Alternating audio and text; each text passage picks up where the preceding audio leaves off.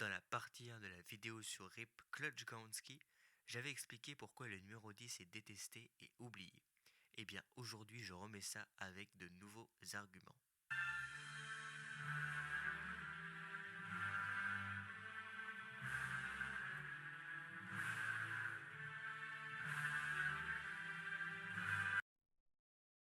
Mattel a sorti beaucoup de jouets tirés du deuxième film, comme par exemple le lanceur de course.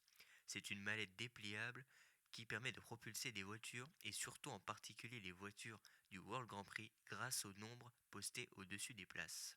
Mais comme vous le voyez sur la boîte, il n'y a que 10 places. 10, et c'est justement le numéro 10 qui en est absent. Faisons maintenant un petit peu d'étymologie. RIP, ça veut dire en anglais repose en paix, et Klutchkowski veut dire embrayage parti au ciel, si on découpe comme ça, Clutch, Gone et Sky.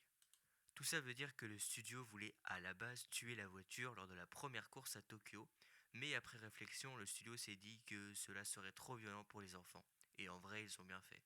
Dans ce livre, Rip n'est pas présent sur l'image de l'accident à Porto Corsa, et ça c'est pareil dans le jeu vidéo Cars 2. Je l'avais déjà dit dans la partie 1, mais je n'avais pas expliqué pourquoi. Autant Lewis Hamilton ça paraît plutôt logique, le vrai coureur ne voulait pas redoubler, donc pas de perso. Mais Rip, à part le fait que Pixar ne voulait juste pas car il déteste le perso, il n'y a pas vraiment de raison valable. Mais je pense tout simplement que Pixar voulait juste laisser sombrer ce perso qui, à la base, devait l'être en mourant dès la première course de la compétition. Comment? Eh ben en faisant tout ce que j'ai relevé dans ces deux vidéos. En tout cas, si celle-ci t'a plu, n'hésite pas à t'abonner, surtout c'est très important, à liker, à commenter ce que tu penses de Rip Klutchkowski dans les commentaires et à partager. Et moi je te dis à la prochaine pour une nouvelle vidéo. Donc à plus, ciao.